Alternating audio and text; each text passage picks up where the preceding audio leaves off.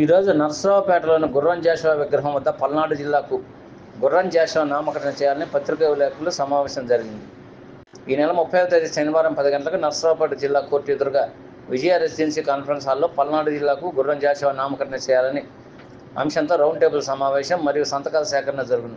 కావున పల్నాడు జిల్లా వాసులందరూ పల్నాడు గుర్రం జాషువా పేరును బలపరచాలని కోరడం జరిగింది. ఈ కార్యక్రమంలో ఎంఆర్పీఎస్ రాష్ట్ర అధ్యక్షులు అడప మోహన్ మాదిగ పల్నాడు జిల్లాకు గుర్రం జాషువా నామకరణ చేయాలని గుర్రం జాషువా సాధన సమితి నాయకులు ఏనుగుల నాగేశ్వరరావు, నర్సరావుపేట ఎంఆర్పీఎస్ సీనియర్ నాయకులు మాజీ కౌన్సిలర్ చలగుంట్ల సతీష్ మాదిగ, మాజీ ఎస్సీ విజిలెన్స్ మానిటరీ పల్నాడు జిల్లా మెంబర్ పి మర్యాదాసు మరియు గుర్రం జాషువా సాధన సమితి కార్యకర్తలు పాల్గొన్నారు.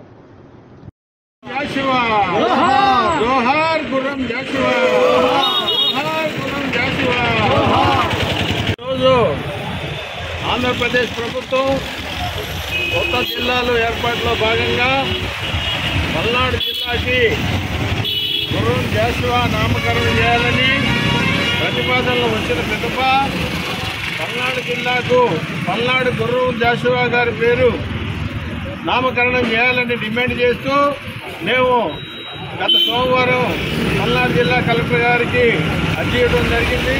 అదేవిధంగా రేపు 30వ తారీఖు నర్సరావుపేట పట్టణం విజయ రెసిడెన్సీలో రౌండ్ టేబుల్ సమావేశం మరియు సంతకాల సేకరణ కార్యక్రమం కూడా గుర్రం జాషువా జిల్లా సాధన సమితి కమిటీ ఆధ్వర్యంలో ఏర్పాటు చేయడం జరిగింది.